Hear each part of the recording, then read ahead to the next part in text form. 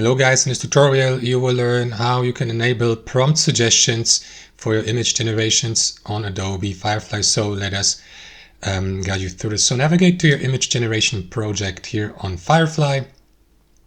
Make sure that you add inside the Generate tab at the top and not the Edit tab. And what you want to do is enter your prompt here at the bottom. Now, what you want to do, guys, is before you click into Generate, to let the artificial intelligence create that image based on your prompt, you may click into this button.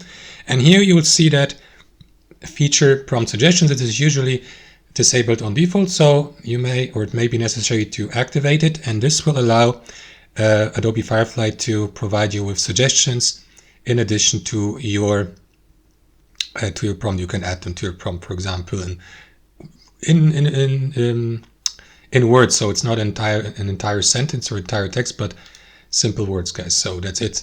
Thanks for watching, and I'll see you next time.